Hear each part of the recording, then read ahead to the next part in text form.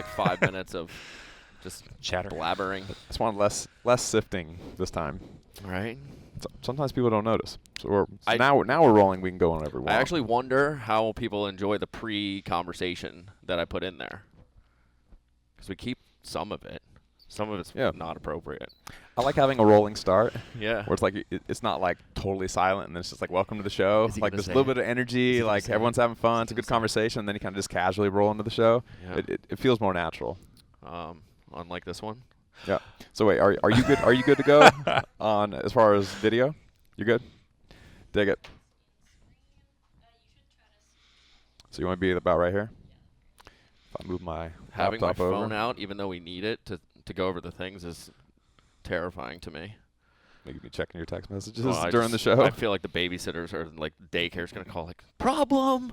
Like, what do I do? Welcome to Barbell Shrugged. I'm Anders Varner, Doug Larson, Mike Lombardi, Elite Performance Manager. Yes, sir. We're at Whoop. I swear, if you're just listening to this on the podcast, Fenway Park is right in the background. And if you're a fan of 90s juiced up baseball players, Mark McGwire probably put a baseball in the window where we are right now. He was like, what was it? Fair point. What was the home run derby of like 96 where him and Sammy Sosa were just like juiced to the gills, and they were just cranking baseballs like over the Mass Pike out here. This is a gorgeous office. We were walking through here earlier getting a little tour, and I was thinking, I've never really been in one of these like cool tech offices before. Like usually I'm just hanging out in gyms. This is the most tech office I've ever been in. It's super cool. I feel like there's like real things happening here, like changing the world. Oh, we'd like to think that too. That's the goal. Is change the world, change how people think about what they're doing every single day. Yeah. Yeah. Welcome to the show. Thank you. Thank you for having us. How do you get this awesome title of Elite Performance Manager? Sounds so good. I think it comes from a lot of years of being in elite athletics and thinking about training and living in an empirical way. Yeah. Right. So my background is in elite rowing mostly. The Olympic. You look like a type rower level. now that you say that. Now It that makes a I lot say of it, it all sense. makes Yeah. sense, right? So The basketball running and rowing thing kind of clicked, but the rowing thing definitely clicks. definitely clicks, If right? you listen to audio only, Mike towers over Anders and He's myself. the only one seated, so we could keep it in a frame. So my background is I went to Princeton University to row. Sweet. What year? Graduated 2010. Oh, my sister graduated in 06. Oh, really? Yeah. Rower also, or softball. Just oh, softball. Yeah. Very nice. So it was a big part of my career was managing my own training within the team training as well, and then managing summer training outside of it. So I was always kind of doing self-experimentation on myself. Hey, everyone wants to do long and low. I think I'm going to do some high intensity and some strength training, and I'd come back pretty fit. So self-experimentation is where I started. And then after I graduated, I decided to stay and continue coaching. I started with the lightweight men and started playing around with kind of physiology of understanding how different people with, different body mass are affected with different, similar or different training loads. So I started tinkering with that. And then that actually led me to working with Olympic level athletes. So my wife was a 2012 Olympian for rowing, not nearly as tall as me. She's about 5'10". But it was actually after her London journey that we really started diving into empirical data to improve training. So she was hurt. How do you fix somebody that's hurt? It's probably overtraining.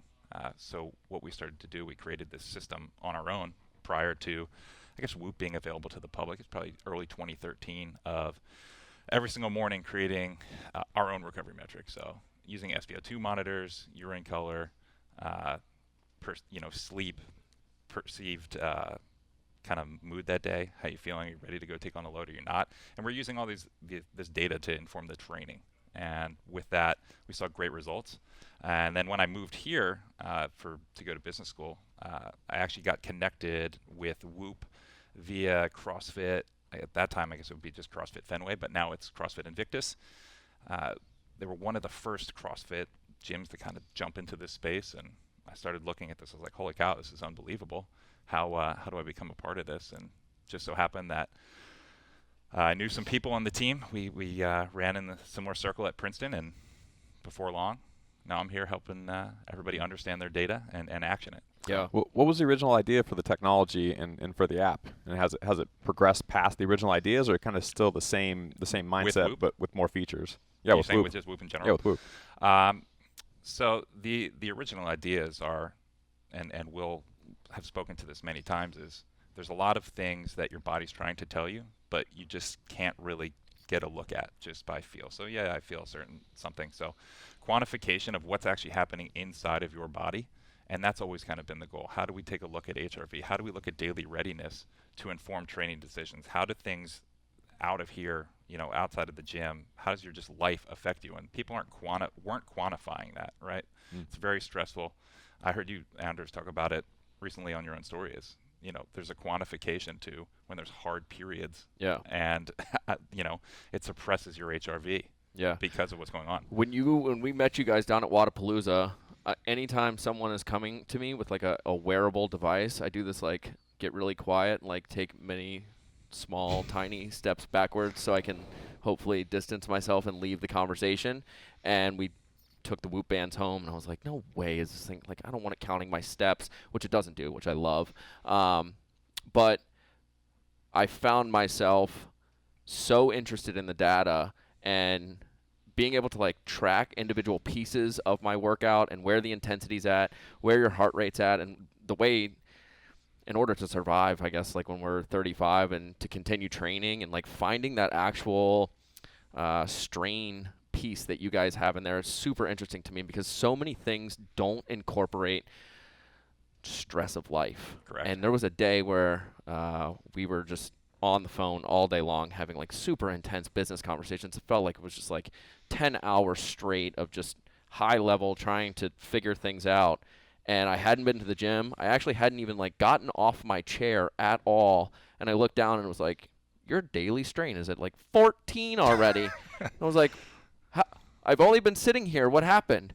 But there's so many cool pieces to it that I've literally found myself now like going to the gym or leaving the house, turning around, coming back to get the band, because I feel like this thing is really testing a lot of the pieces that most of these wearable bands aren't testing, like recovery pieces, the individual ability to kind of see your workouts, see your heart rate throughout the entire day.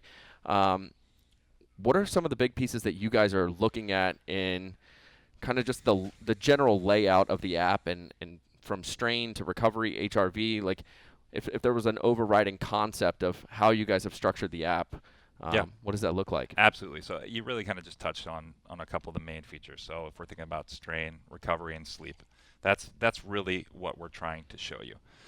So we'll break down each one. So let's start with the recovery piece, because I think that's what makes us the most unique. So when we're looking at your recovery, we're looking at your heart rate variability, your resting heart rate, and your quality and quantity of sleep. So you can see that, users that use the app, you can see those numbers every single morning when you click that. You toggle your recovery score. So heart rate variability, for those that don't know, you think a lot of people know? We're going to talk about heart rate variability. No, I definitely think you should go into details there. Okay. All right. 100%.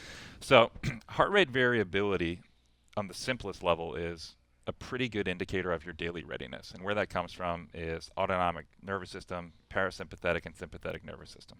So sympathetic is what speeds your body up. It's that fight or flight. It gets you going. And then parasympathetic is what brings you back down, helps you go to sleep, digest food, things like that. So when those two systems are both primed and ready to go, you're going to have a nice little high HRV. And the cool thing about Whoop is all we're doing is comparing your HRV daily to your baseline. So we keep a rolling 30-day baseline of your HRV metric. So if you're above that, great. If you're below that, okay, what's happening in your life? Are you stressed? Are you just not sleeping enough? What can we do to improve that? Mm-hmm. So that's the first part of the recovery metric. Then we're looking generally higher is better. Like Correct. as you age, your HRV tends to decline. Correct. So as you age, HRV is going to come down, and it's largely genetic. So we were just talking about what's everyone's kind of baseline HRV. So you guys are in the mid 90s. I'm like 60, and I think I'm younger. Maybe I'm not, but it's largely genetic, and you should just be looking at how you're comparing yourself to yourself, not I feel bad that I don't have 150 HRV. And you guys actually laid that out in kind of the Q&A piece on there, because I had no idea, because I had never tested my HRV ever. of like what an actual range is of healthy, unhealthy, and it's kind of just like just test it, figure it out, and see where you go. Find your baseline and then find how to improve it. Yeah, that's what we're trying to do, behavior modification. The next piece is resting heart rate, which is a good indicator of aerobic fitness. So heart health, aerobic fitness, obviously lower is better. So if you're looking at your numbers and you're kind of looking at how you're trending over time, we want to think about, let's get that HRV up, let's bring that resting heart rate down. Sleep, there's this very simple sleep score. So that's how much sleep we're telling you that you need, how much sleep do you get. It's a percentage. Then within that, we can look at the quality of sleep that you're getting. How much REM sleep are you getting? How much slow wave sleep are you getting? And there are optimal numbers for that. So like 22% REM, 23% slow wave. So that's kind of the recovery piece. Within that, what's kind of factored in also is the strain, which we talked about. So strain for us is calculated 0 to 21 based on the Borg scale. And it's right now. What is that scale? It's like perceived exertion. Okay, gotcha. So 0 to 21, that's kind of what it's mirrored. That's where we got the 0 to 21. And over the course of the day, you're going to accumulate strain, both training, just life, and it's based off of your resting heart rate and your max heart rate. So the time that you spend in different percentage of your heart rate zone is going to accumulate strain. So a high or a longer cardiovascular effort, let's say like 70% of your heart rate, is going to accumulate a higher strain than, let's say, a heavy lifting session. Just because there's a consistently high heart rate versus, you would do some work, then you take a break. So that's how strain is accumulated. And then if you're running around, or like you said, intense business calls where it's hard, you have a very hard day, that's going to accumulate that strain up to 14 pretty quickly. So that's a high level of strain. Once we start getting in the 14, 15 above, that's a high level of strain that day. It's nothing like talking on the phone with a heart rate at like 120 all day long. But that's exactly it, right? Humming. Like, I don't even need to do anything. I'll just keep talking to Doug all day. It's like steady state business. Yeah. Right? You're building capacity for making money. Exactly. I bet a lot of people watching the Super Bowl or any big, wear a whoop, you can see how stressed you really are during the game. And see what happens. Like, we're working out. So how does that work for, say I compete in a weightlifting meet and I do my warm-ups and then I do 3 heavy singles per lift. Maybe my heart rate wasn't jacked up the whole day, but I lifted really heavy. Maybe the next day, I really feel like I did something because I was lifting at max, or maybe I'm missing lifts because they're beyond my max, whatever it is. But my heart rate wasn't really jacked up. But maybe I need a couple days to recover after that level of intensity. Correct. So just because we'll use the lifting example because that's a very good one. Just because you don't accumulate a high strain for that particular activity doesn't mean that we're not tracking how that affects your body.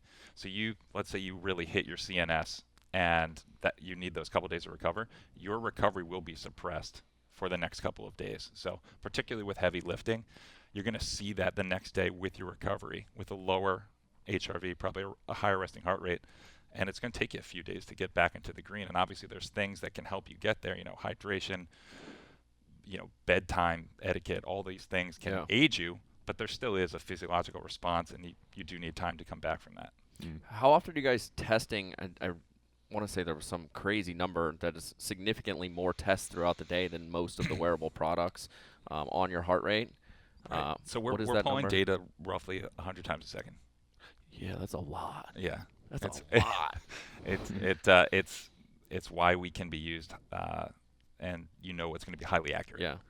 So in the medical field or any sort of like research study, you can rely on the fact that our sleep is very accurate, our heart rate's very accurate, HRV, all of this is very, very accurate. And you're in the CrossFit space now coaching.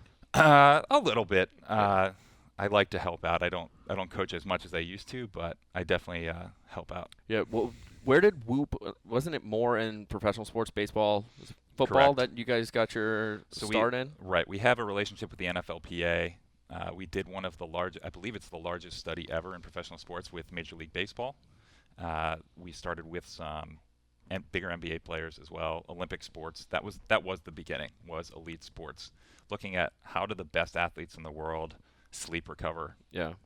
If you start at the top, how can we bring that down to everybody else? So that's really where it started.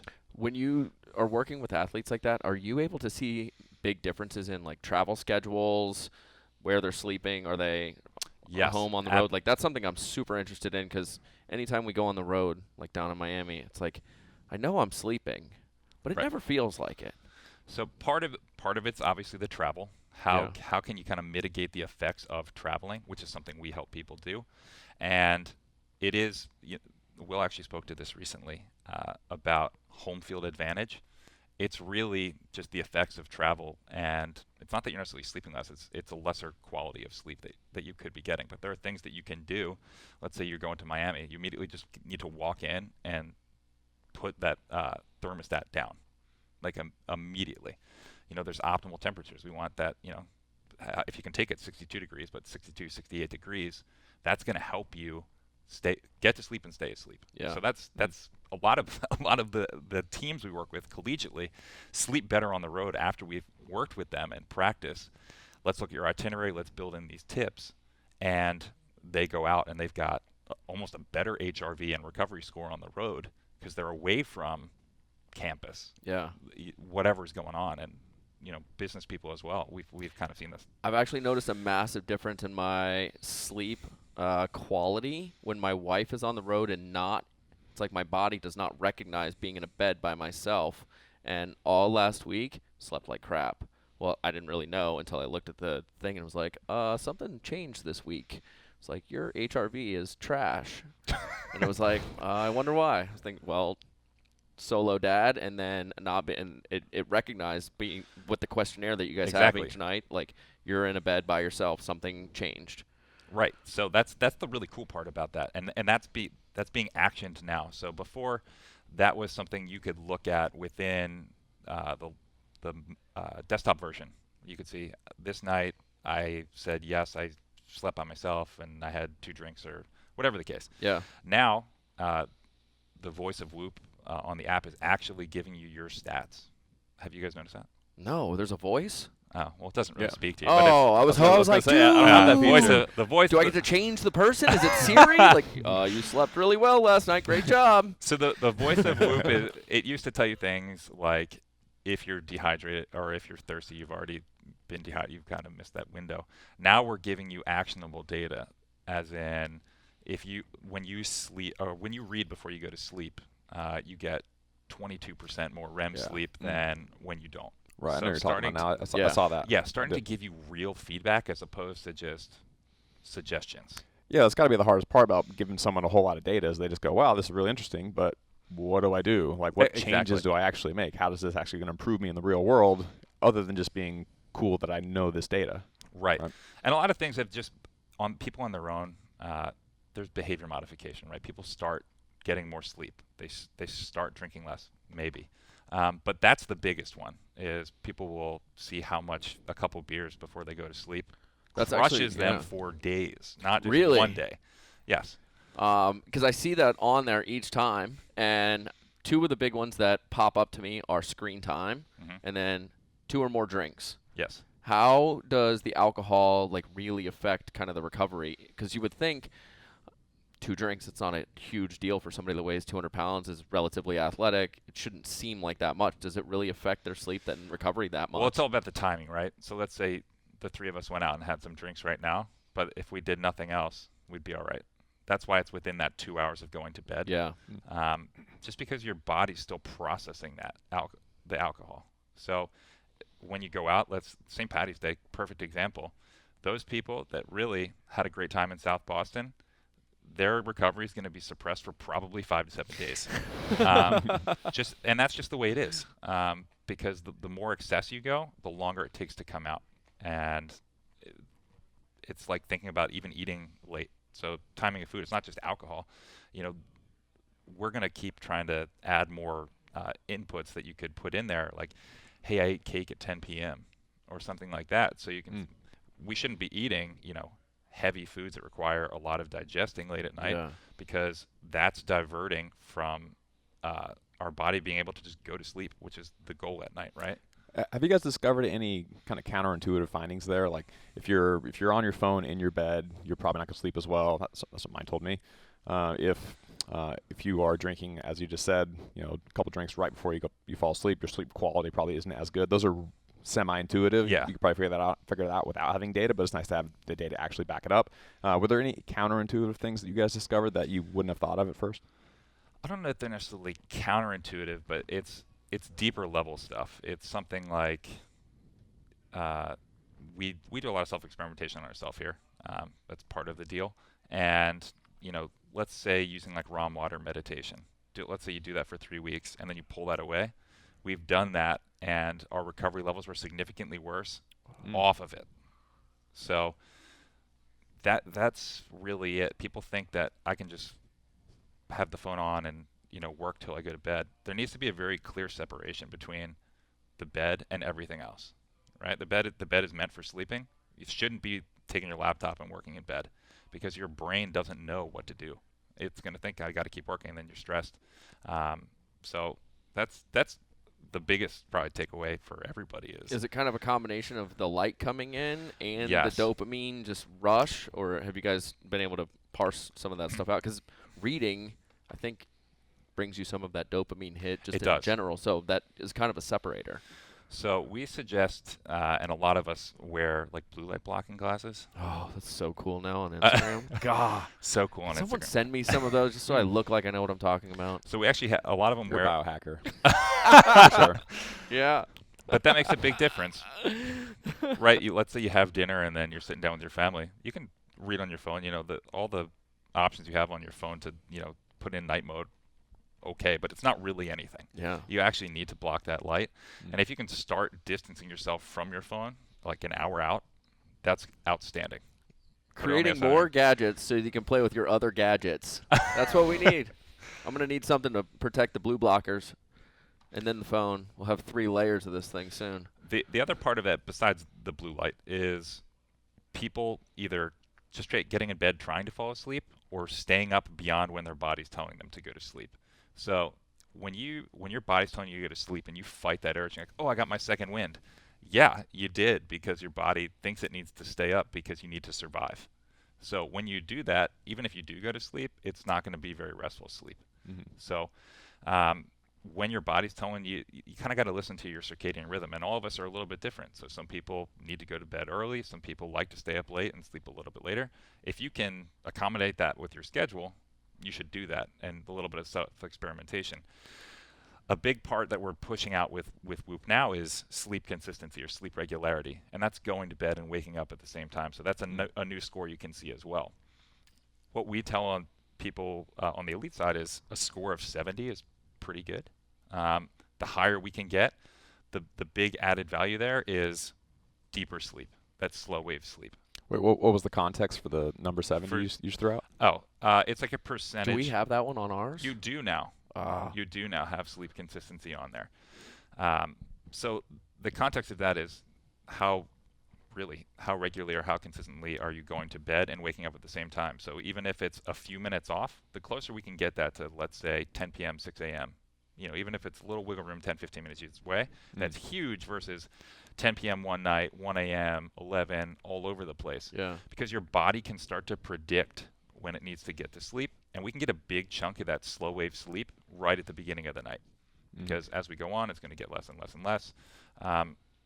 And we, I was looking at your data. Do we want to talk about that a little bit? Yeah, we will in a little bit. Oh, but a lot of people still mentally preparing. Yeah, let's. No.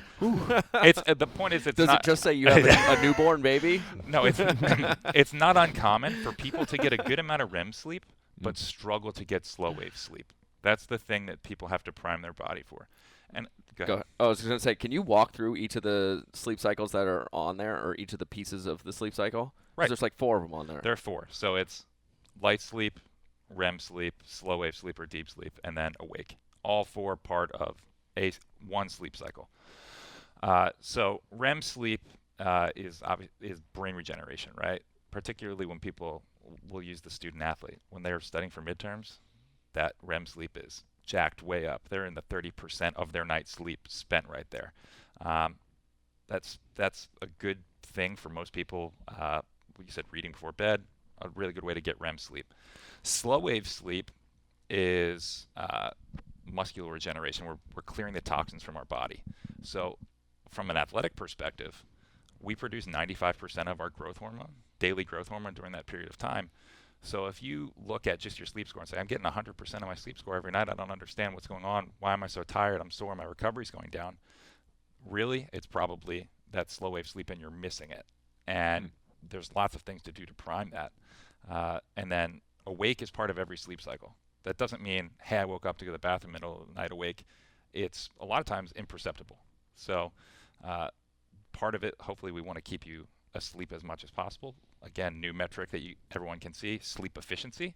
So once we're actually asleep, are we staying asleep? Or do we have these huge gaps in the middle of the night where we're just kind of up? Yeah. What are some of those things that can increase that chunk of time?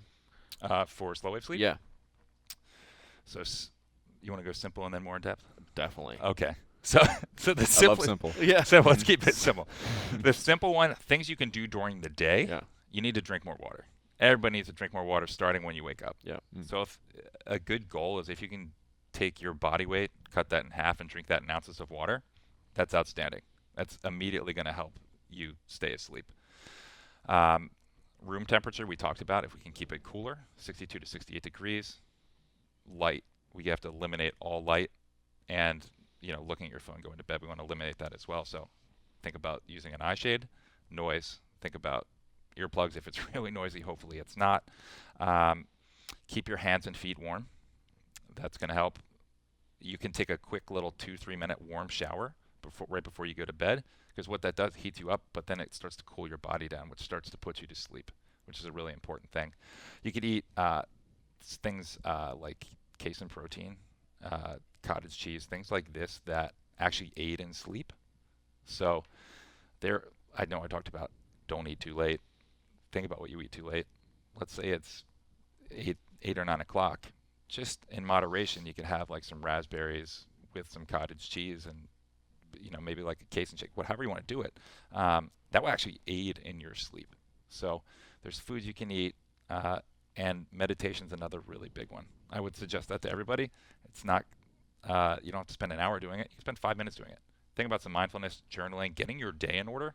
Because how many times have you guys woken up, in the middle of the night and you're like, oh my God, I completely forgot, or did I not? So when you have structure, it eliminates that chaos that can wake you up in the middle of the night. So you can actually sleep more soundly, and don't get in bed until you're tired. We talked about that a little bit. Don't stay up too late. Don't stay beyond that. But when your body's telling you to go to sleep, go to sleep. And that will really kind of keep you asleep.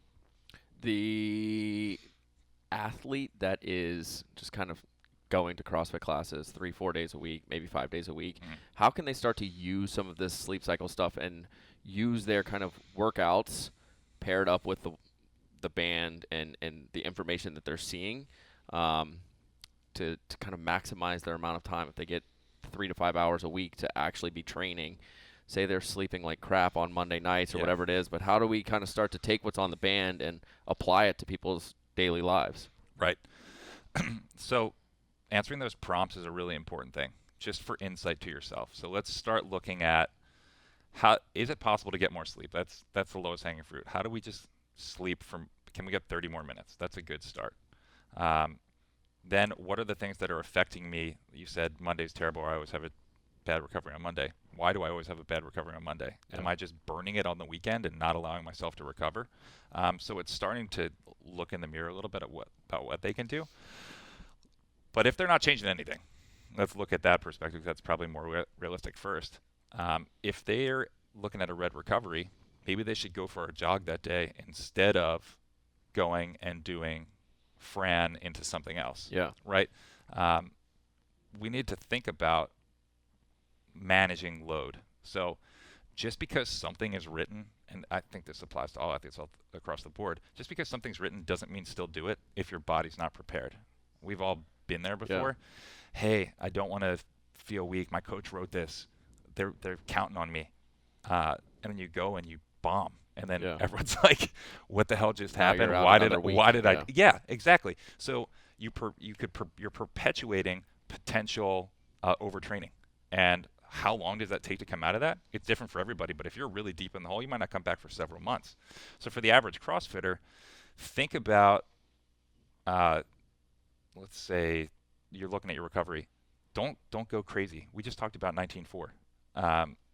If you're just going to kind of go to that class and you got a 32% recovery, maybe don't go crazy at the very beginning. You know, I'm going to do this workout, but it's not going to be my 100% best, and that's okay. And on the days where it's green, it's like, let's go. I'm going to get nice and warmed up. Maybe I can even do some extra accessory work today. Yeah. Make the most out of this. Because not only is your body more ready to perform at a high level, your body's working more efficiently when you're in the green. Yeah. So we could do a 5-mile run, and we're going to do 7-minute pace. That same exact workout, same exact stimulus, same output, green recovery versus red recovery. That strain's going to be significantly different, right? So let's say that when I'm in the green, it's like a 9 strain. When I'm in the red, it's 14.5. Yeah. That's something that needs to be taken into consideration. The duration of time until failure is really what that kind of recovery score is indicating, because it is, cardiovascularly loaded. So CrossFit athletes need to just think about, how intense should I be, right? Because intensity is part of the program. Yeah. And you have to be okay sometimes with, hey, I got fitter by showing up, but I'm not hurt, and I can come back tomorrow. Have you seen any benefits maybe on the performance side of hitting the red line and pushing through 3-4 days a week, of like, we're actually trying to build this capacity to stay in the red maybe once a month, something along those lines, for 3 or 4 days, where we're just really having our foot on the gas pedal and then testing how long it takes to get back to the green? So that's a dangerous game. Yeah, I assume it's quick to the end, but I could see also just some general benefits of recovery. And we call it functional overreaching. Yeah, and you'll live in the great term. Yeah, that's good. Right. You're gonna live in the yellow, so it's okay, right? You don't have to be green every day. If you're green every day, one, you could probably go harder, or you're the greatest sleeper and least stressed person in the history of the world. So when you're in a heavy training block, it's fine to just kind of live in that yellow and just above the red. But if you're starting to see the red consistently, that's where it gets dangerous. So on the elite side, we look at that as 2 days in, we need to start seeing what's going on. 3-4 days, that person's either already sick or really close to getting injured. We've seen it enough times that that's really the trend. Yeah, I wouldn't suggest anybody to just push that level. It's okay if you're just slightly out, right? You push yourself, but once we start living in the red, that's a dangerous game. So I'd say live in the yellow. One thing that's also on the app that I've noticed, where when we talk about sleep, we've always heard like you need at least 8 hours of sleep every single night. Sometimes it'll tell me like 6 is cool. Is it all right to really be sleeping, or does it put us in that much of a debt, or is 8 like really a special number? I think 8 just is easy enough for people to say, and that was before people were really quantifying the number, right, or quantifying the data.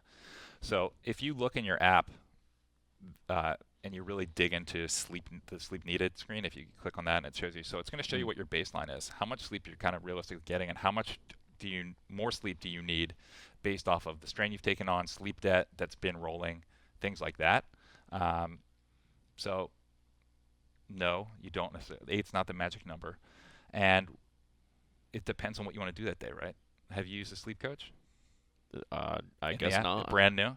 Oh, okay. no. Okay. I haven't. I actually went to my app store the other day and saw that there was an update. So if there was an update in the last like 2 weeks, I haven't. It's an older feature, but it's been slightly updated. It's okay. So it just you talked your way out of it. I'm just getting used to the HRV It's feedback. Good. If I see a red, I'm like, so this is the actionable, right? I slept 29% last night recovery. That's not good. Crying baby, travel, That's the works, hard. So it used to just be you could only set it for each day, and you had the options to get by, perform, or peak. And that's going to tell you how much sleep you needed.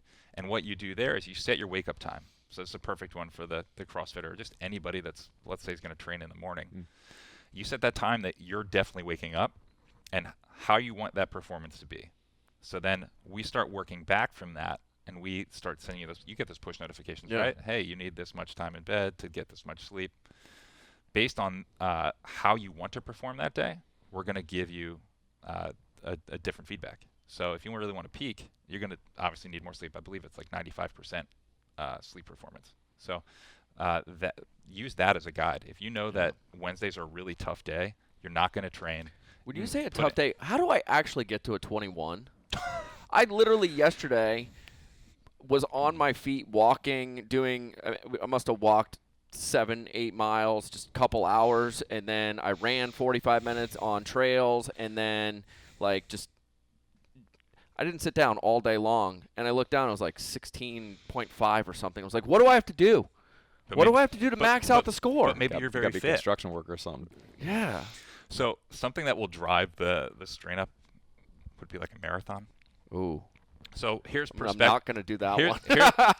I'll never max it out. It's just the way it is. Here's perspective for you. So our head of military here, I don't know if you guys saw this, he did a Spectre series thing where they were wearing 30-pound weight carrier, jumped out of a plane, landed in the middle of the ocean, swam 2 miles to shore, and then ran 100 miles. And that they basically didn't sleep for a day and a half, and that was a 20.8. Didn't even get there.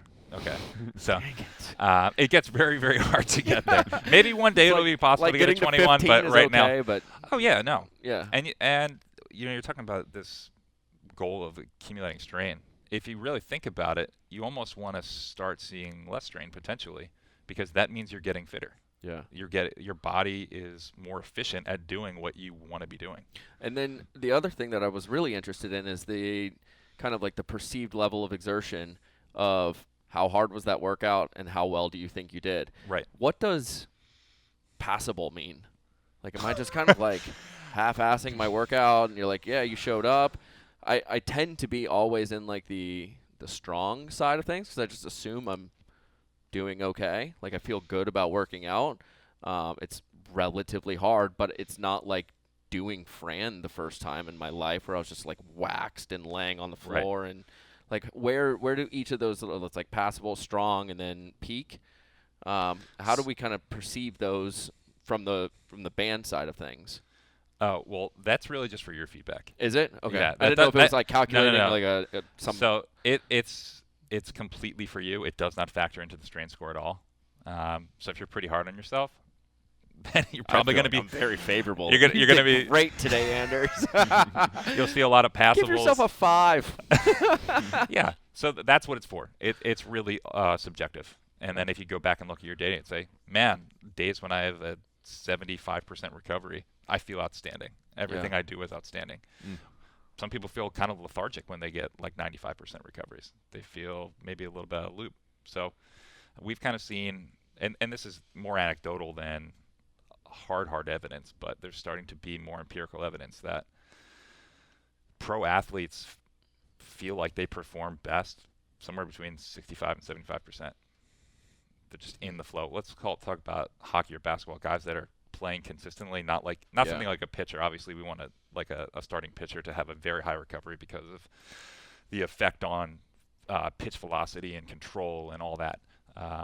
But from that athlete that's kind of playing 3-4 times a week, staying in that flow state is really important. Yeah. So you mentioned being lethargic a second ago.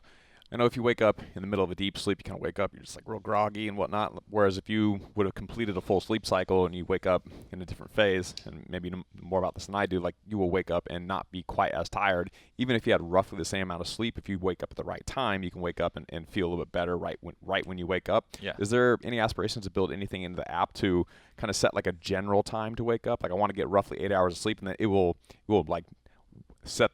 sound the alarm at the right time where you're going to wake up like in the right phase. So we're effectively waking you up softly, right? Yeah. Or ideally. Right. So the combination of using the sleep coach and getting more on a regular sleep schedule, your body will start to wake up in that right time on your own. So maybe you have to kind of prime yourself of, let's use the 10 to 6. You just are methodical. I get in bed at 9:30. I'm asleep at 10. I'm up at 6 a.m. That's pretty much my schedule. Okay, right? Mm-hmm. So do you still have to use an alarm? I don't set an alarm, but my wife always wakes me up every day. What is it with her? She wakes me up every day. Yeah, my kids, I have 3 kids under 4 years old right now, so they wake up at 5:30 or 6 every day. So once I hear noise, I just get up. And it's very, very consistent. So that's kind of part of it. if you didn't have that waking you up, hopefully you would just kind of like start drifting up towards that time. I totally would. Maybe in a couple of years, but it's like right now for me, like I try and stay on the same schedule, and even if I want to sleep, my body just gets up and, hey, it's time to go. Yeah. So it's really kind of on the person. So we can aid with the sleep coach of, I want to do really well. Here's what time I'm probably going to get up, and hey, I want to get 8 hours of sleep. One, you should build in at least another half hour. Most people are going to be awake throughout the course of the night, even part of your sleep cycle, 20 or 30 minutes. Does it detect? The reason I ask this because with my 2-year-old, I got out. I heard him crying the other day. I got out of bed. I went to his room. Like I held him for 10 or 15 minutes, and then I went back to bed. And I didn't see anything that said that my sleep was broken up. I don't know all the different distinctions and how you guys track that, but it just said I got a full 8-hour block or whatever it was. Okay. Like does it track? Like if you're out of bed only for 15 minutes, does Sleepwalking. Does it know that you? So I've had the same thing happen. If your heart rate's still low enough that it's sensing that based off of your baseline numbers that you're still in a state of sleep, that's where that will come out. But there's other times where if you move enough during the night, let's say you do get up for that 15 minutes, it will process the recovery score. Have you guys seen that? Yeah, it tells me that in the second half I took a nap. Okay. Which makes me feel like I didn't sleep at all.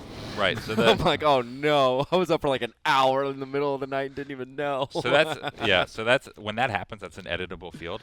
So if it comes up as a nap, you actually just have to delete the nap and then change the time domain for the other one. That's what I end up doing. Yeah, and then it'll give you. I know that there's a block in there where I woke up in the middle of the night of some decent amount of time. Right. Well, it's nice the way that you guys have the graph of your heart rate set up. Like you can easily go in there and just like see where it was low, and then I woke up right at 620, and where the heart rate just spikes up, and then it kind of levels off again. Yeah. So for the times that I have had something where it didn't quite track my sleep as well as I thought it should have, like I could go in there, hit the edit button, and then it's very obvious where I woke up when I look at the graph. Exactly, and that's which has only happened like once. Yeah, it's rare. Sometimes it's just the way it's resting on your arm at night. So if there's any sort of space or there's any ambient light getting in, there's going to be an effect. So that's why it's really important that the band is threaded correctly. It's flush on the skin, and no light's getting in. Mm-hmm. For when you guys are working with the athletes, have you noticed anything kind of broad categories of like, I know CrossFit specifically is a sport not just of like the elite performance, but these people have to recover for 7 workouts in a day, it feels like, when they're at the games. Are you tracking stuff kind of like CrossFit's phenomenal at this? MLB, NFL, like, are you able to see, I guess, the level of athlete or the way that people are training and the recovery? Yeah, we can definitely see that. Are CrossFitters just freaks when it comes to recovery? The best are, right? Yeah. Well, they have, each day, but are also, is Matt Frazier waking up at like 8% recovery and he's just. I highly doubt it. Yeah. Well, his life's a little different now, but yeah. But when the focus is so much on training, and it's not just the sleep aspect, right? It's what are these recovery modalities that people are doing? Are they Hyperice is a big one, right? Everyone's using Hyperice now. All the different things, foam rolling, contrast therapy, cryo, all this stuff. They're building it in, and we tell people to do that too. You add in 2 recovery modalities when you're below 50% of recovery. We can bump it won't show in the app, but we can build you up throughout the course of the day, and then your next day recovery is going to be significantly better just by adding in these recovery modalities. So you can actually track that going and taking a sauna, cryo. That stuff actually really helps with the recovery. Absolutely. You can test it off of next day. systems, We've done that over time. Are there any that are better than the others? This is where it's very individualized. So you need to do a little self-experimentation on yourself. So if you've never even foam rolled, let's start there. Yeah. And see how that goes for 2 weeks. If you do that when you're sore, how much better is your recovery the next day? What kind of blood flow are you getting? How much better are you sleeping? So people that are in pain or have tight muscles, they're not going to sleep.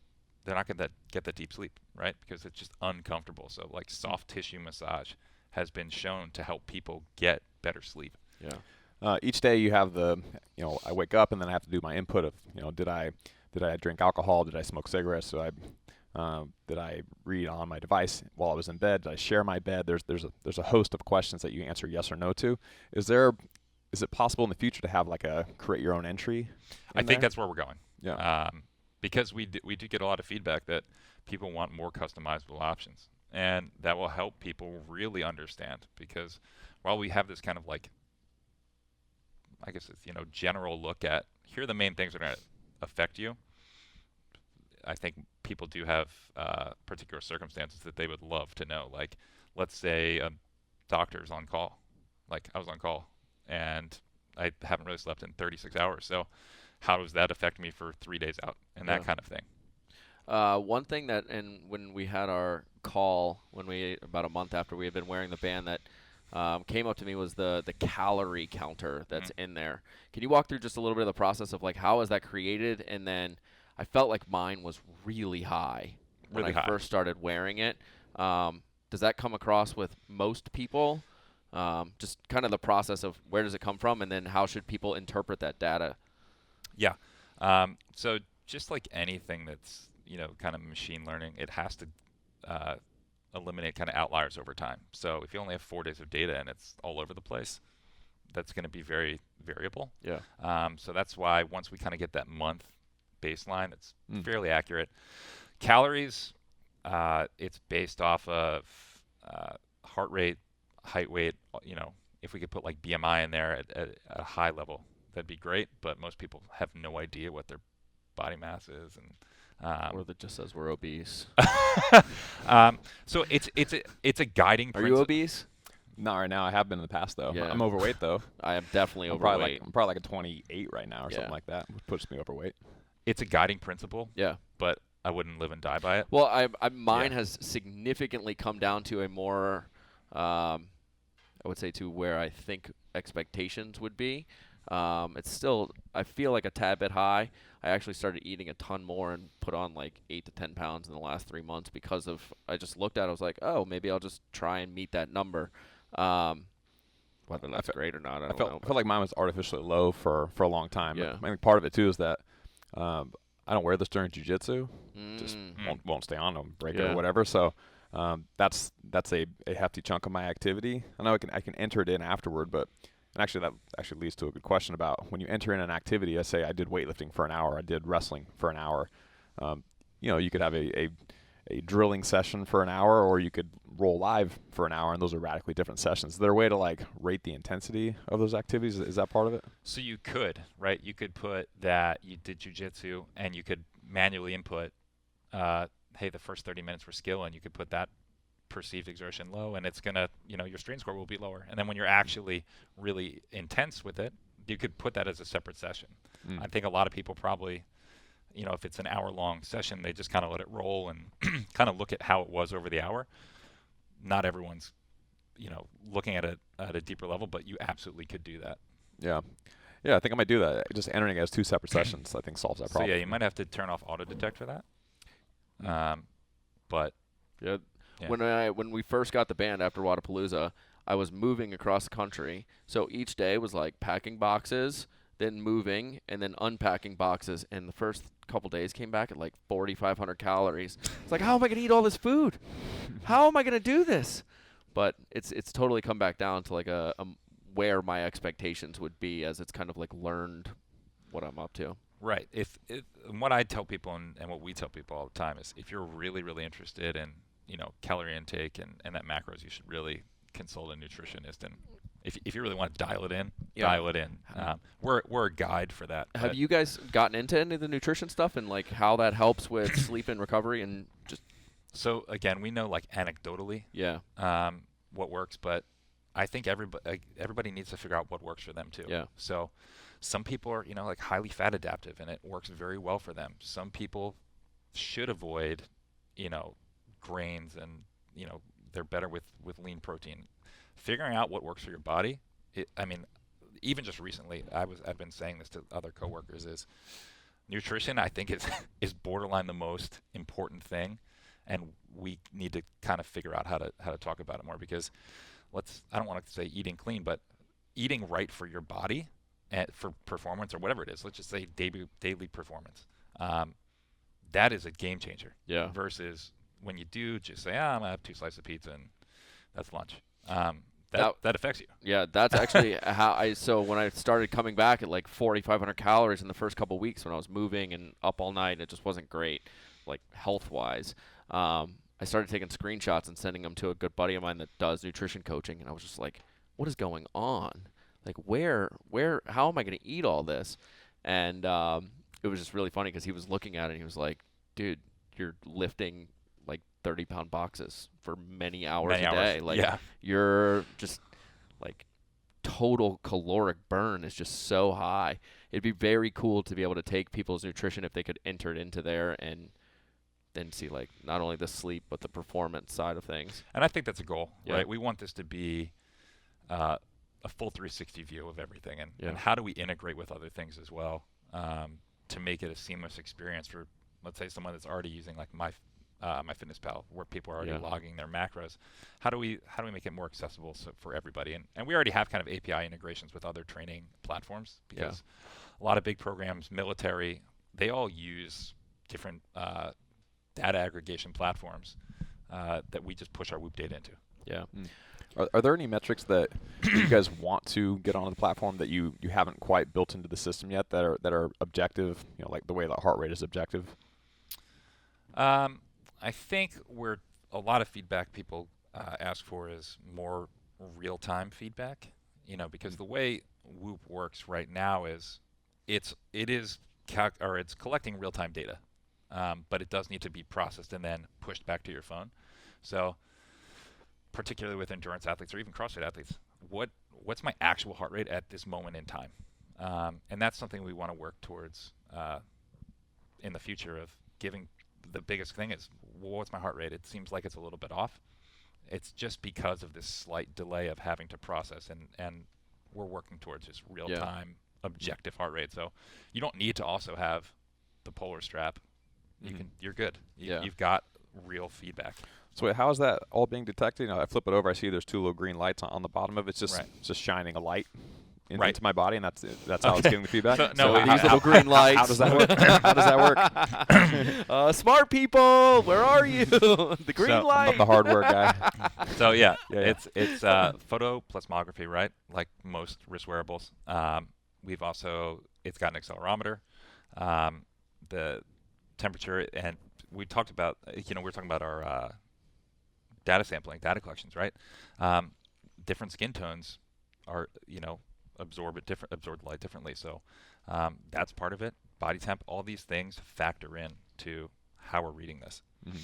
What does body temp have to do with it?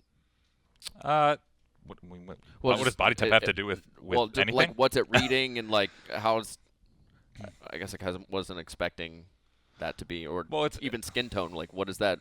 So let's say we have different skin tones, right? So the way that light reflects off of that. Gotcha.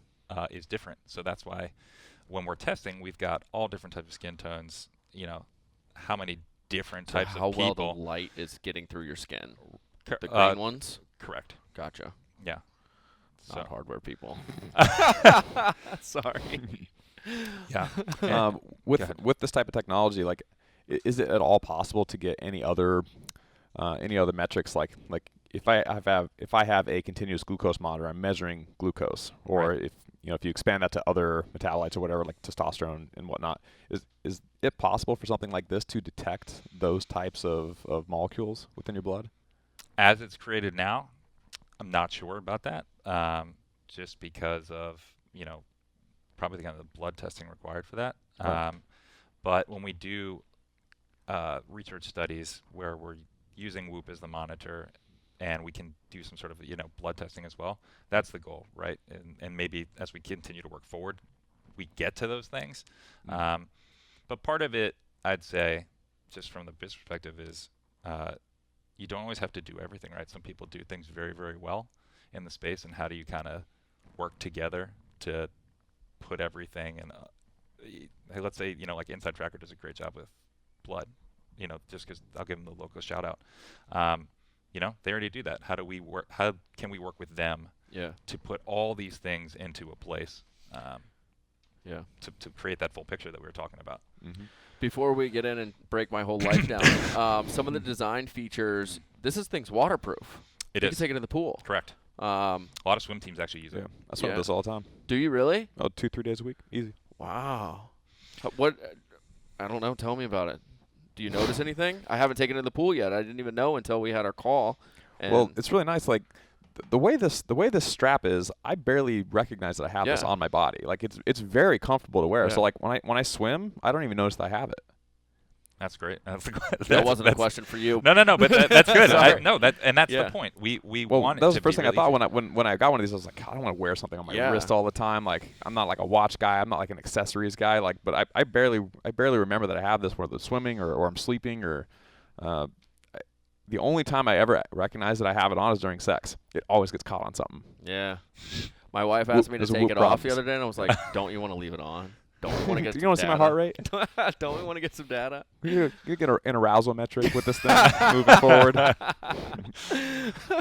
Starts vibrating. You know, prior to you guys being on, strain that recovery used and to be an input. Really? Yeah. Wait, why did you take it out? I think people probably we'll let it be more discreet. We'll let it be more discreet. All right, let's pull up the computer. Let's check this thing out. I think how do we start this? So I have 3 months of data in here that you have combined into what looks kinda to be looking a beautiful Google Drive PowerPoint here. Yeah, so we're just going to look at month to month for you. So we're going to look at a period of time, January 19th to February 18th, and then February 19th to today. Okay. Okay. So the key metrics we're going to be looking at are the heart rate variability and resting heart rate. And then from the sleep metrics, recovery, sleep performance, both quantity and quality, your time in bed, and that percent of sleep in REM and slow wave sleep. Are you ready? Let's do it. Okay. Can we get this and put this in the show notes once? Oh yeah, I'll give it all to you. Very cool. Yeah, absolutely. Okay. So we're just going to look at the trends first, right? So we have you all can't see this right now, but you'll see it later. We're looking at the actual data points for the entire period. So January 19th to March 18th. The top things we're looking at here: resting heart rate variability. Mm-hmm. Do you remember what I said we wanted to see? You want my resting heart rate high. You want my resting heart rate low. HRV high. There you go. Correct. Got them backwards. Right. So we're kind of trending the wrong way. So right. So that's the trend line that's fitted. That doesn't mean necessarily, the end of the world. Yeah. You said you moved, all these different things, you travel. That's part of it. Yeah. So it's more or less flatline, but it's a slight heart rate trend up, slight HRV down. Yeah, I've actually noticed that. I mean, I haven't really noticed anything like poor in the sleep, but I've wondered why, because it's usually under 50, and I think it's tracking like right at 50 right the now last couple weeks. Yeah, I like seeing the spread on these graphs. Again, you can go to the show notes to see this PDF, but one day his HRV is 150, and the day before it's 50. Right. That's a huge swing, but then on average it's just below 100 somewhere, 90, 85, something like that. So part of what we can take from this too is we look at the next one down. It's time in bed and your hours of sleep has been trending down over the period as well. So that's most a work likely thing. That's actually 100% a work thing in the last couple weeks. It's been just more. So if you get less sleep, that's what's going to start to tend to happen. Yeah. So it's in the data right here. We're sleeping a little bit less. Heart rate's going up. HRV is coming down. Sleep performance trending down. And that sleep debt is starting to creep up, right? Yeah. So have we been busy lately? Things been Dude, going on? Don't you keep just doing what you're doing. Keep working. More work. Just work until you crash. I actually have noticed these numbers just kind of slowly trending in the direction it's talking about, and clearly work's been somewhat crazy lately. 1 day off from working out. I tried to do something every single day, like whether it's lifting, whether it's running, going to the gym and just doing yoga, breath work type stuff. An actual day of just full recovery switches the numbers completely. Yep. Like, it's insane how much actually taking a day off. I just really like going to the gym and working out, so I play in that like 12 to 14 range all the time. Like, that's kind of my sweet spot of my daily strain.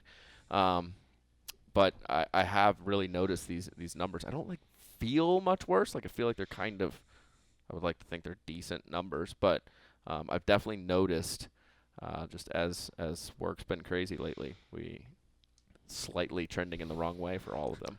Yeah, but you kind of nailed it in terms of physiological adaptation of, yeah, it's possible to do something every day, but eventually you kind of hit a plateau, right? So if you relax, then, let's say you take a rest week. Oh my God, what would I do? Really light activity. What would I do? Yoga. Where am I going to spend my time? Then you can build back up. But hey, you've let your body recover, and now it's time for another training phase. So it's something for everyone to kind of think about there. So with your sleep debt going up, the way that you get rid of sleep debt, everyone that is listening, is you need to get 100% of that sleep need. So when your sleep performance is 100, or you're actually getting more than what you need, that's going to start to go down. And if you take naps, you probably need to enter them in. Yeah. How does a nap work in this? Is a nap actually equivalent to, like, is 20 minutes okay? Is 2 hours needed? Do we need full cycles? We want to probably get between 30 and 90. 2 hours starts to get to be a lot. And when you do nap, you don't want to nap after 3:30 p.m. Because it messes sleep up. And while it's great to get that nap to chip away at that sleep debt, realistically, you're probably not going to get the same level of quality of that sleep. And you already hit it. We don't want to mess up that natural sleep cycle at night, that's where we're really going to replenish the body. And that's something you always have to manually input. It's never going to just detect that you took a nap. Sometimes it will if it was long enough and you did get some of that deeper sleep. But you should be inputting that nap time. Even if you're not 100% sure what it is, Whoop will detect your actual nap time. So you'd be like, I think it was sometime in this hour. And then it shows it was like 34 minutes. Great, but you were close enough. I wonder also a couple things. There was, I think, probably in the last 3 weeks, 3 or 4 nights that I didn't have the band on, or it ran out of batteries in the middle of the night. How does the band pick that up and run that into the averages? Does it calculate it as like a 0 for the night, or so does it throw that out? It'll skew it a little bit. Okay. If, let's say you get like 2 hours of sleep. I just know there's been at least 3 nights in the past couple weeks where I've just like ran out of batteries or fell asleep with it on, or with it off. So that will skew the data a little bit. But that's why it's important to wear it as much as you can, because let's say you do have 1 or 2 outliers, that's okay. Yeah. It's not really going to skew the data all that much. So this now we're looking at hard numbers. So we don't have to talk about your actual. No, we should. Tell the people. Tell the people. They want to know. No one's looking for a rough estimate here. All right. So this will be good firepower for them on the comments. Anders' resting heart rate went from 49.5 up to 51. HRV went from 92. Hold on. What are you looking for? Beats per minute. Oh. Yeah. What are you looking for? What's your ideal? You're the elite performance person. So. Well, what are you trying to do? Live till I'm 120. Okay. Is that good? Am I going to do it? Again, part of it's genetic, but it's also how much endurance work do you do? Daily. Daily, right? Yeah. So that's pretty good. Cool. Older, right around 50, under 50, that's a good spot to be. Sweet. And you're just kind of living there. HRV is 92 down to 87. Still a very good place to be. Most people are 60 or below. So come at me. So recovery, 66 down to 54. So that's a pretty big slide, and part of that's coming from the sleep score difference here. So it's 85% down to just under 74%. Do you want to know lifestyle factors going into the last month? Please do. Well, Doug and I have been very busy at work. We've had a lot of big changes, and then last week. It would be interesting to also pull up like a week by week on it, because I could tell you like, oh, my wife was out of town last week, and work plus daddy daycare is not the simplest form of life. It would be, you could do that. You can actually easily look at week by week on Whoop. Yeah, I do. That's why when I go back and look at it on my own, but to see like just on your graph here, right? Why all of a sudden it's a little bit red. Yeah. Aggregation. But that's cool, right? That you can explain it away that, hey, there's been a lot of work. It's been tough, and I'm doing what I can. Well, you got a full hour less time in bed as the next metric we're looking at. I feel like that's got to contribute heavy to it. Like as a monthly average, you had a full hour less. Yeah, that was when, some of them, when Ashton was out of town, like, man, we're getting into some like really boring life things here, but we don't need all the details. Yeah, when you're up, like, just when your night doesn't start until like 10 o'clock at night, then all of a sudden like an hour of TV or whatever, just trying to wind down, and it's like all of a sudden it's 11:30 at night. Right. Now you're totally out. And then you got to get up. Yeah. So the big one, we'll skip a couple of things here. Your disturbances are about the same. Cycles are about the same. Your REM sleep actually went up. That's a percentage of your night's sleep, but that's not necessarily that you're getting more, right? You're still getting 1.1 hours. Yeah. But as a percentage of your night, that's good. So you're just We want to be right in. Isn't that You common? be The more and more sleep that you get, the more likely you are to enter into that phase faster. Because you're exhausted. So Right. your body's doing everything it can to kind of like pack a punch with that 6 hours of sleep, 6.5 hours of sleep. The dangerous thing, right, is this 8.5% slow wave sleep. And that comes from how you said, I watch TV. I work late. Their body's not necessarily primed to just fall into a deep stage of sleep Dude, and stay there. I super noticed that too. It was literally the combination of like just purely lifestyle of like, instead of me being able to work till 5, now it was like you stop work at 3, you go do baby things, and then work picks back up at 8. Right. And that was I could literally like feel those things happening, and I'd see the scores the next day. But it's totally like what you're talking about. Like if you weigh yourself every single day, you probably don't like fully understand what's going on with your weight. Correct. But when you see it on the graph or when it's set up like this, it becomes very obvious what your actual scores are. Right. And some things, I know we talked about how do you get, Doug asked earlier, how do you get in deeper stages of sleep? We would tell people, I take melatonin. Yeah. Melatonin works really well. So I love that stuff. If you're going to take any sort of sleep aid, you need to make sure you kind of get in at least 7 hours of sleep, or you're going to feel pretty groggy. We've played around with, have you guys ever tried SOM Sleep, S-O-M Sleep? Mm-mm. So it's like a proprietary thing. It's NSF certified, so it's very clean. You don't have to really worry about it. I know it's being used by a lot of pro teams. And it's kind of like in a little Red Bull can, and if you take that like 30 minutes out, recovery like jumps off the charts. Really? It's pretty interesting. So does it make you sleepy, or does it does make you a sleep, little bit just sleep sleepy. deeper? It's both. So it's kind of like sleep inducing a little bit. So if you know, hey, I want to start winding it down, you do what you can on your piece. You drink it. It's going to push you a little bit deeper, and then you're going to be out. I've heard of some things like that. Like if you take a Benadryl or you drink alcohol, it's like you sleep, but you're not really getting the same quality of sleep. Like if you pass out drunk, you're unconscious, you're not sleeping. Like Correct. that type of comparison. Right. So in this example with SOM sleep supplement, it's actually helping you sleep with a higher degree of recovery and a higher quality sleep. It's not just making you more unconscious, so to speak. Correct. Yeah, it's helping you get that deeper sleep, more REM sleep like that. So, I mean, it's not like there's like snake oil in there or anything. It's it's things that people are already using for sleep, magnesium, some zinc, the melatonin, and they just have a proprietary blend that just kind of kicks it all together. So, again, this is one of those things where you should just play around with what works for you and go from there. The next thing we're going to talk about is strain here. So on any given day, based on your recovery, there's an optimal strain for that. Mm-hmm. And when we talk about optimal strain, that means where you can train or how much strain you can accumulate in a day without overtraining. So, 66 recovery, you're looking at about 12.6 optimal strain, and you got 13. So you're 100-ish%, right? And then for the second period, 54% recovery, 11.3 optimal strain, and 12.1 actual strain, so 102%. That's really not that bad. But like you said, when you take a day off, your numbers are completely different.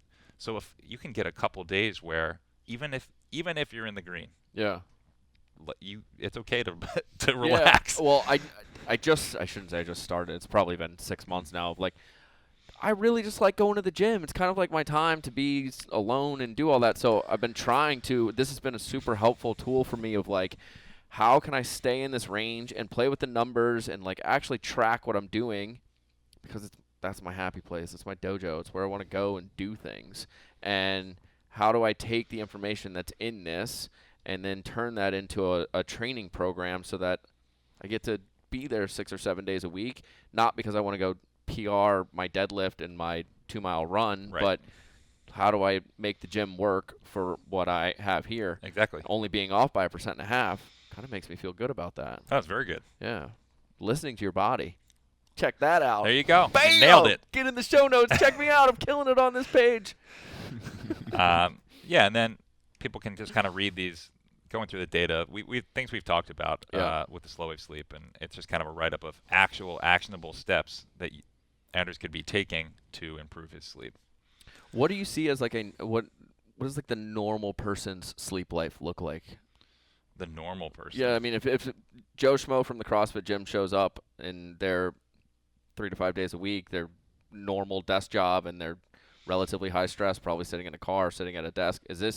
Are they getting 6 hours? Do you guys have like an average of a population versus? I'm sure we could do that, but that's it's not always where we're looking. I think different, like you just created the 3 to 5 a week CrossFitter.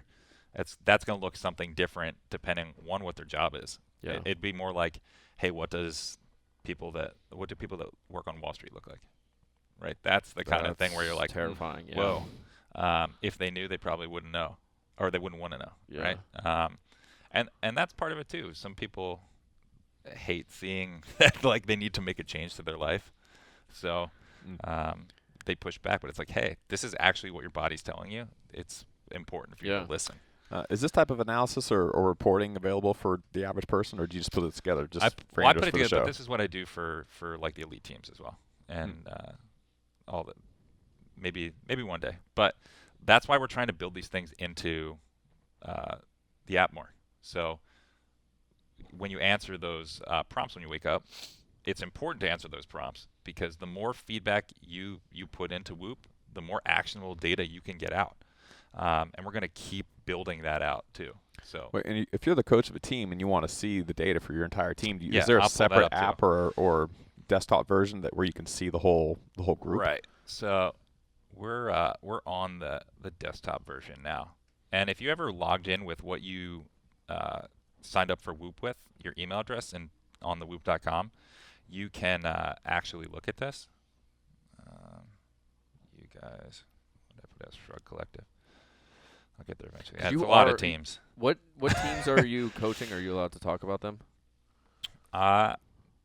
So I'll make it more general. We have just over 65. I think we have like 65 or 70 college teams. Gotcha. College university or colleges, and then within that we have multiple teams at universities. We work with high-performing military groups like the SEALs, Green Berets, things like that. And then we also have like a corporate wellness side as well. So everyone's looking for something a little bit different. It's not like I'm going to tell a SEAL, hey, you know what, you should really think about trying to get some sleep. I'd like to see some more meditating out of you. So how do we help them, right? So this is what a coach page looks like. You can click on the individual athletes, and we can set it out. So it's 6 months, 3 months, 1 month, 2 weeks, 1 week. We can go through the strain and recovery daily, and then we can actually click on the strain, see what the period looked like, look at a breakdown of each day.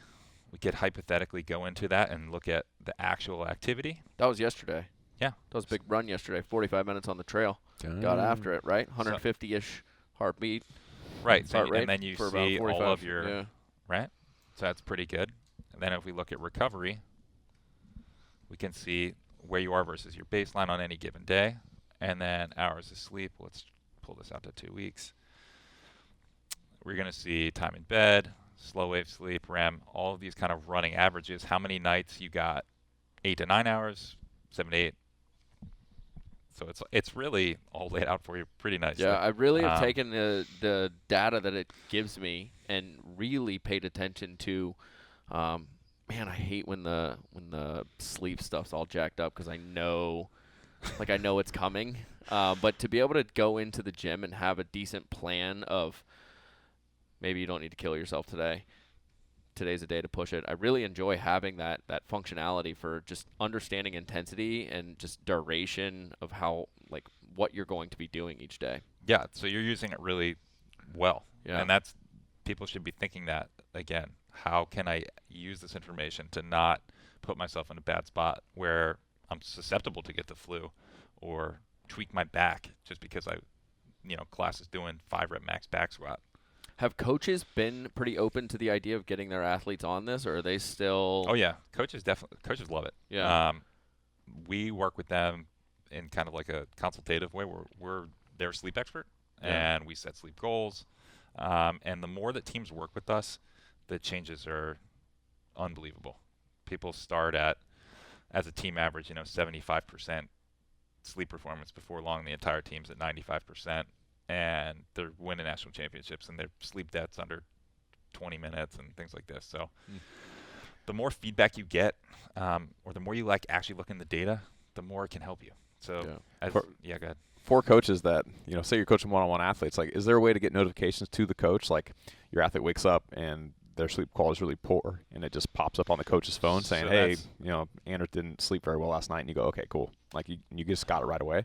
So that's in development in terms of like a dashboard for that to happen. But right now we do have Excel reporting that will do exactly that. Athletes wake up, we push the reports, let's say at 9, 10 a.m., whatever you want the reports, we have them set up for you. And what that will do is it's going to bring those athletes to the top of the list and highlight them in red. And it's going to have all of their metrics, HRV, resting heart rate, recovery, sleep, like 6 weeks out, 2 weeks out, 1 week, 3 days, 2 days, 1 day. So they can see the trend. It's like, is this recent or has this kind of been happening? So they're seeing, like you said, the trend analysis of this person's been low for a little bit, and it's because we're looking at the deviation off of all those baselines: HRV, resting heart rate, recovery, sleep. So right now it's in Excel, but soon it will be an actual dashboard for coaches to kind of see. Is the HRV calculating throughout the day, or just giving you one reading, like in the morning? So we calculate HRV and resting heart rate in your last 5 minutes of your last slow wave sleep cycle. Why is that? So part of it is so that people can't hold their breath and try and be still. So we're taking the human element out of it. Cheaters. Right? And we need a long enough duration for it to happen. So if we can get that duration, it makes it a very accurate reading, as opposed to someone waking up. The second you wake up, heart rate's already a little bit elevated. You start stressing. People try and manipulate the numbers to see something they want to see. So we take that away from them. Yeah, exactly. we take that away from them by cherry picking that data. Yeah. So wait, is this desktop version that you're showing us right now your internal thing that you guys can look at within the company, or is that something we have access to as well as consumers? You can look at it if you signed into Whoop with your email address. You could look at your data. Okay, cool. Because I'd only seen the mobile version. Mm-hmm. I think most this looks people more will just comprehensive. Look at the app. Is it the same? So we have a couple more things on here. So we have respiratory rate, which is new. What is that? Oh, dope. So it's breathing per minute. Oh, cool. Over the course of the night. What is respiration? Oh, I was expecting. You're thinking heart stuff. So the big thing is, if you think about it as blood pumping, just as another tool in your toolbox, right? If your resting heart rate can change day to day, 2-3 beats, okay. But if your respiratory rate starts to also climb, that's when there's maybe something happening. Maybe you're getting sick. Maybe your body's just worn down, because it's 13 versus 50. 1 to 2 is a big variation versus on that 50. You know what I'm saying? Yeah. So that's something I imagine as far as being recovered, you want your respiration rate to be basically lower flat. rather than higher. Yeah, you want it lower, but you also don't want to see a whole lot of change. That means business as usual. When we see spikes, that's so there's HRV, and then is there respiration variability? Is that a real metric? Is that a thing? Maybe you just made it, but we're looking at variation in. You can look at your own variation in respiratory rate. So for most people, it's just going to be. I'll click on it here. It should be fairly flat, straight across, right? Now let's say Anders got up to the 16. He's probably sick already. Because right now he's roughly 14 or less. 13. He's got 1 day at 14. The other days are pretty much all 13.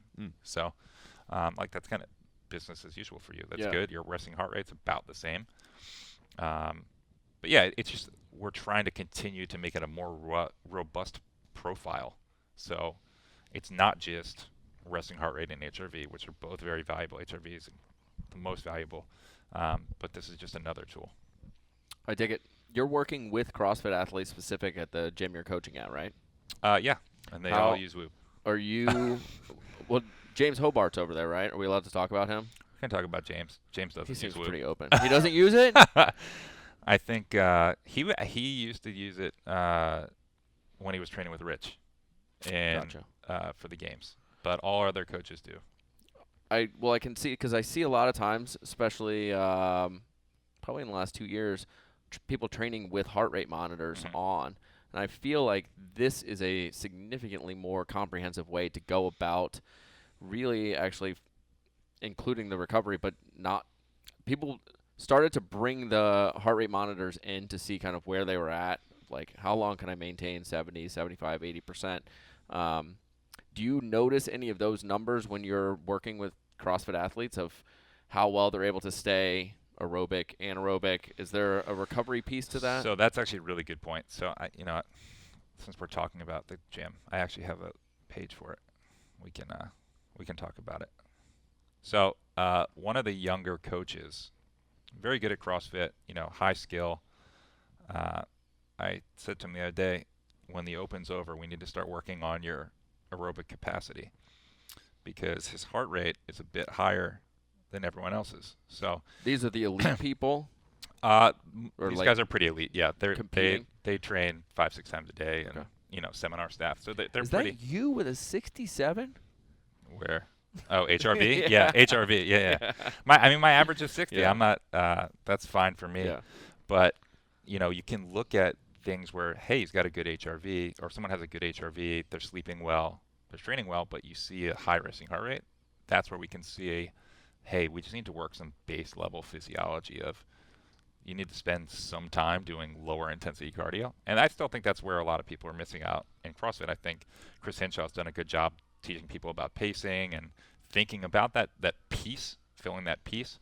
But it's not sexy, right? It's to sit on the bike for 30, 45 minutes. I mean, that's not Instagram worthy. So I think most people are not doing it, especially since not everybody has time. So, filling out your whole physiological profile by not just lifting heavy, not only doing skill work, actually just kind of doing some stuff that work a consistent heart rate, even if it's a little bit boring, make it not boring. That's where we see the improvement. And then we're just increasing work capacity. That's all we want to do. Well, you said you were helping them with kind of the endurance side of things. How do you incorporate a lot of the data that you're getting from here just into their training? Are you varying it by workout, by night? Yeah. So depending on what I know they're going to do throughout the course of the week, and what days they might have to wake up early, we have a different stimulus we want to hit. So throughout the course of the week, obviously we want to hit probably some sort of like longer base work, and then we want some middle distance. It's kind of an uncomfortable burn, right? Probably something similar to like a 10K if you did 35, 40 minutes of, I could definitely do this, but I would rather not. And then a touch that high intensity as well. So making sure they're staying in touch with all different intensities, but also cycling off it. So, like during the Open, it's like, okay, they're going to do the Open. And that's like a focus. I could see my 27-year-old self just seeing how long we can stay red. Let's just see how many Frans we can hit in a row to get to 21 and just hang out there for 3 days just to see what it looks like. And that's a mentality though, right? People definitely are like, whatever. It's funny. I've got 8% or I have 8 HRV right now. It's hilarious. And it's like, kind of, but also you're dying a little bit. How long have you guys had the data to be able to see maybe longer term health effects of hanging out at 40% recovery, or the lower levels of the yellow and the higher levels of red, where people still feel like they may be able to get after it because they're mentally just pushing through things and not paying attention? I think we have that data. We would just need to have somebody's performance data too, right? So you need another objective measure of, you clean and jerked 325 today, and it was a 40% recovery, and let's measure when you're at 40% recovery in 3 months. Can you clean and jerk more than that? So it's kind of has to be apples to apples. If people wanted to share that data, I bet a lot of people are doing, hopefully, keeping a training log and kind of looking at, here's where I did well, and comparing those pieces. So 5K, run it when you're 90% recovered and 90% recovered again. That's a good measure. Earlier we mentioned if you're under-recovered, it might be a good idea to back off and kind of downgrade your training for the day. Do you ever do the opposite where you're like, man, you're 100% recovery day? Yes. Like, let's add 50% training volume and do an extra session. Yeah, absolutely. And I think that's where you need to look at kind of the real-time feedback. So let's say you already knew you were going to do a few things. It goes really well. See what that strain is, and you'd be like, okay, this is very high, but I feel good. I can keep going. Definitely do it. But what we also see is when people feel really good, they do that. They increase volume by 50%, and then all of a sudden they're in the red the next day. So they went from feeling great to, I think I overdid it a little bit. That's okay. It's fine for training adaptation. We just don't want to live in the red, right? So what do we, the next day, maybe a little bit lighter, get back to the yellow, and then eventually get back to the green. But absolutely, if you're feeling good, is there a health and unleash it. A health and longevity 12, 13, 14 just hanging out in that? Well, we would say, I believe by our definition, 13 starts to be a higher. 13 or 14 starts to be a high strain day. Gotcha. So you definitely want to you don't want to be living up at 18. Yeah. So 21 is actually incredibly high. Very, very high. Yeah. So 14 is a 14 is a very solid number for exertion. That's where I hang out a lot. 12 to 14. 14. I thought that 14 was like a pretty medium number, but now I know. But again, you're a pretty fit guy, right? You've got a good resting heart rate, a nice HRV, low respiratory rate. It's getting worse by the day. You're trending down. I think it'll stabilize. It's all going to stabilize. How does it learn you so well? Is that the right way to say that? How does it learn really you? Intelligent way to say that. How does it learn your in shapeness? Like, is my body? I don't know. Yeah. What's the? Does my body really talk? This thing's learning me. How do you do this in the technology space? The band is learning my HRV better. Mike, take over. Yeah. I'm just digging a hole. It's just pulling your data 100 times a second, right? So think about that. 24 hours a day, 7 days a week, every day of the year. There's 100 times per second. And those numbers recalibrate the better. Correct. Yeah. So it's the more because of data the continuous data pool, it's just creating this profile for you. So it's not like it's necessarily learning you. It's telling you what's happening.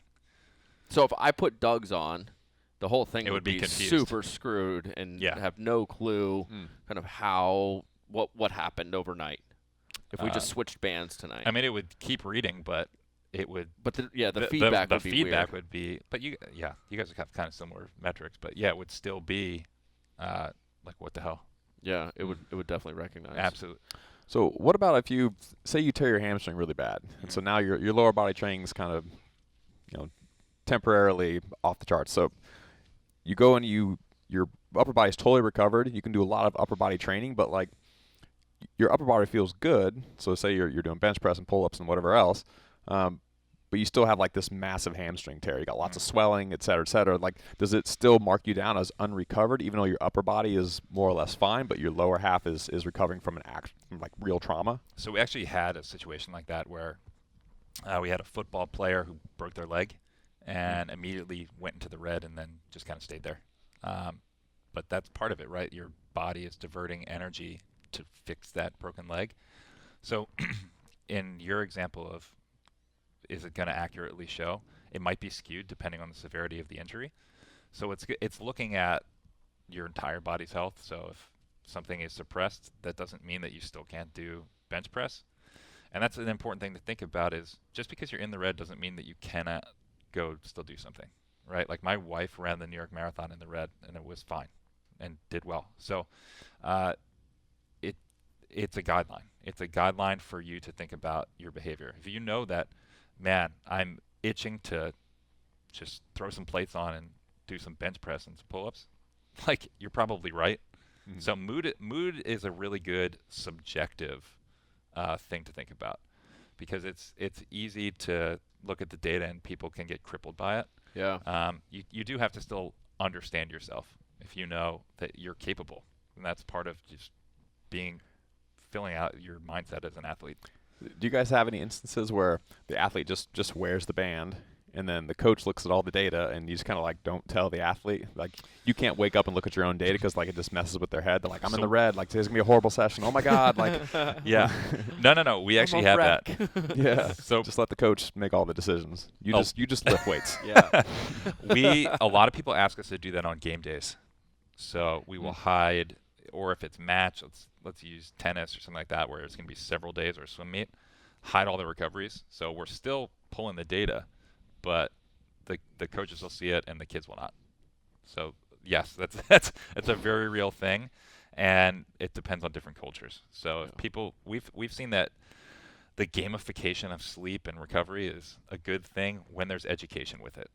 Now, if you just give people the tools and they don't really understand, then usually the compliance goes down and it's not as helpful. And eventually people stop wearing it. But as long as people understand what their metrics are telling them, and the coach manages it, a lot of times it's a strength coach as well, or it's a performance director that's relaying the information to the coach. So a lot of times the coach it's like, just tell me what I need to know. So there's even another layer to that of, down the totem pole. Yeah. Interesting question. What do you guys do with all the data? It just lives there safely for you. Yeah. Yeah. Just in a big server of trying to calculate like the population's health. It's not there. We've been very adamant about keeping our users' data secure because it is always monitoring. Yeah. We want people to feel safe, and it is a very secure product, and that's a really important thing. And I think it's a key differentiator that we don't want to sell people's data and let it just get out there, because that's just kind of a breach of trust. And this is telling you a lot of things, right? Yeah. So if you look at, let's use professional sports, NFL PA loves it. Does the NFL want it? Because what's it going to show about concussions? Yikes. Right? Okay. Mm-hmm. That's hypothetical, but you can think about, even within any league, players and the league might not always think about it the same way. Are those players just so jacked up for those 18 weeks? I'd imagine you'd have to be, right? Well, you guys have seen like a large aggregate of what the data. NFL looks like. I mean, what do you mean by jacked up? The recovery 7 days isn't enough to get through having 12 car wrecks on a Sunday. It's a very, very hard thing, and there's a lot of studies that we're working on with concussion. So teams at the collegiate level, let's use, because they are a little more forthcoming with the data, we've seen like a 60% drop in injuries and like an 80% drop in concussions for these football teams that are actually actioning the data to kind of change training protocol and keeping their athletes healthy and ready. So it absolutely works. It's just, do people really want to listen? If I was to potentially just go on some testosterone and have better recovery, is there going to be like a massive jump in my numbers if I start taking some extra supplements? There certainly could be. Everybody's body responds differently, right? Yeah. Maybe we'll get on the juice. We'll test it. Yeah. I'm going to go on the gear, see what happens. Like, you could do like beta-alanine. I bet beta-alanine would bump everyone's recovery. It's a really good one. And you don't have to be super concerned about the steroids or anything like that. Well, I mean, that's what it's there for, to help recovery, but I wonder if steroids really helps your HRV. Like daily readiness? Yeah. Potentially, but I'd imagine it does, but I have no idea. Yeah. You don't really hear much about steroids and HRV. That's not like a hot topic. I'm on the juice right now. Watch me snatch 500 pounds, and it's like, and my HRV is at 100. Mm-hmm. It's really good. Well, those would be great things to add into the thing I brought up earlier about being able to enter in your own yes/no little checkbox during your daily input. I took beta-alanine, I took creatine, I took fish oil, or whatever it is. Like, you put all your supplements in there. If you were on the juice, you could put that in there as well. You put whatever you want. I think it'd be awesome. I would love to know what your number. Now I might have to try. But it's just self-experimentation. There's probably some guy down on the street that's got some stuff we could buy. Yeah. We could buy at lunchtime. Yeah, I didn't mean to derail the conversation. It's just an interesting. The whole thing tracks recovery. I think you're gonna have better luck when you guys go to New York to find that guy. I don't think he's in Boston. I don't know. Big Poppy was I here. don't know. I was going to say, yeah. Wasn't that how we started the show? Yeah. Paul McGuire's guy. McGuire and Sosa were here lighting it up. This is phenomenal. I'm really excited that we get to try this out. And where does this product go as far as just take the CrossFit athlete and from the highest level to your average Joe?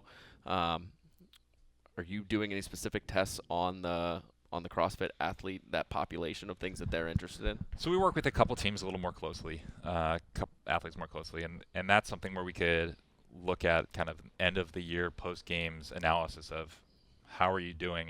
With regionals not existing anymore, could allow. I mean, the training is going to be different, right? Because you got to do sanctionals or whatever the case. So it's not necessarily going to be the same sort of like fluid flow up to the games, and it'd just be interesting to see where we have the ability to look back at an entire year of training and say, man, this was a really bad period. Or this was, you guys got super fit here, and this is why you performed well at the games, or this is why you qualified. And we can quantify all that and give them to the teams. Has the Open been, has there been anything that's come out of the Open for you guys of just recognizing like general stress is way higher, recovery is down? I don't know that. I think what I would speculate just from looking at my own gym as the data here, everyone's recovery on Friday in the Open is incredibly high because they know they want to perform. They want to go to Friday Night Lights and they want to tear the roof off. The rest of the week is not necessarily that case, but people are putting the time in to sleep more because there's scores out there. This is for real. This isn't just a class. Yeah. And for some people, this is how they measure themselves, right? It's an easy way for the CrossFit community to just kind of see where you are year over year.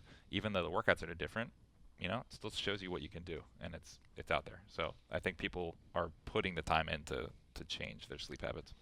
Have you guys run numbers on your internal staff? You got a couple dozen employees here. That guy over there looks super stressed out. 40 or 50 people, doing the the normal work week thing.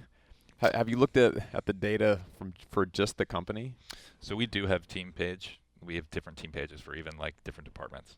And yeah, it looks very different depending on who's working with software. Who are we traveling? Our team travels a bit. The elite team travels a good bit. And it really just is dependent on how much the stress is. And you guys are also the test dummies in here for the product. Oh, we are a little bit, yeah. There's a gym right behind you that's got some treadmills and erg in there, bikes. Those look painful. But how do you guys? I guess what was going on earlier when your test dummy one was on there on the treadmill for 40 minutes? So anytime we just want to make sure all the calibrations are right. We compare with polar straps as well. So we're measuring our heart rate versus what the polars are capturing, since that's like the gold standard, and we want to just keep refining it so it's 100 as close to 100% accurate as possible. So always trying to make our product better so that all the users are getting something they don't have to think about whether or not it's accurate. And we talked about how easy it is to just leave it on. It's way easier than putting on a chest strap. So not that we're going to replace the chest strap, but it's if we can get really, really close, that'd be outstanding. Yeah, because the chance of me actually wearing a chest strap 24 hours a day is basically zero. I'm not doing it. That's no why right? I've never tested HRV, because it always comes on a chest thing that just, there's no way I'm walking around with that thing. Yeah. Or if you got that V torso too, it just slides down. I don't know, because whoop, I put on 9 pounds. The V might not be there anymore. Pure muscle. Pure muscle. Definitely pure muscle. Right on, man. This has been fantastic. It has been. I love that this thing stayed in my life. I've never actually had a wearable that made sense to me. That you want to keep wearing, and I want to actually keep learning from. Yeah, like, well, when I learned how to get to 10,000 steps, I was like, okay, I get what 10,000 steps is. This is pretty pointless at this point. Right. But now this thing is like a daily check-in to me that I can base my training off of. Understanding sleep is massive. Like, how you feel throughout the day, but you have no idea what's happening in the middle of the night. Right. The ability to figure out the intensity that you should be training at is really, really important. And I think that especially in the CrossFit space where the idea is that the gas pedal just needs to be down all the time, it just gives you some sort of metric to know why you feel the way you feel, and it's okay to back it down a little bit if needed. Right. And go harder if you want. Correct. Throw some extra bodybuilding in at the end and get after it. I love being able to see my numbers every day. Yeah. Like if anytime I wake up and like it died in the middle of the night or something like that, and I can't see like what my sleep quality was like right then, I'm like, oh god damn, I got to charge this thing every day. Yeah. Like so this doesn't happen again. Like it like frustrates me that I can't see my data because I just love looking at it. I made a conscious decision the other night to not have it on because I needed to charge it. And there was like the weird thought, maybe I'll just have it over the bed, close to the plug, and I'll just do it while I'm sleeping. But that would have been a disaster. But I was like, I like remember going to bed, and I was like, man, I'm not even gonna know how well I slept. That sucks. So, right on. Well, where can people find you? All this information. Whoop.com. It's pretty comprehensive. All new things Whoop are coming via either Instagram or the newsletter. So. We're updating literally daily here, always trying to make it better for everyone. So if you're really interested in this, I would highly suggest staying informed on the newsletter. Doug Larson. Right on. Follow me on Instagram, Douglas E. Larson. Yeah, make sure you get over to whoop.com, all the Shrugged listeners, because Doug and I can't take the band off. You're going to save 15% by using the coupon code Shrugged. So we've got an awesome little partnership. I'm really glad that we got to meet you guys in Miami. Like I said, it totally changed everything that I thought about wearables. The fact that I was like trying to avoid you guys, and then I actually put it on, and now I'm find myself driving to the gym, and it's like, I got to go back to the house just so I can make sure that everything's cool, make sure I'm staying in my 13 range. It's been very cool, and working with you guys is awesome. So great. Make sure you get over to Shrugged Collective, at Shrugged Collective on all the things. YouTube, iTunes, leave a comment, be friendly. We read them. We'll see you guys next Wednesday.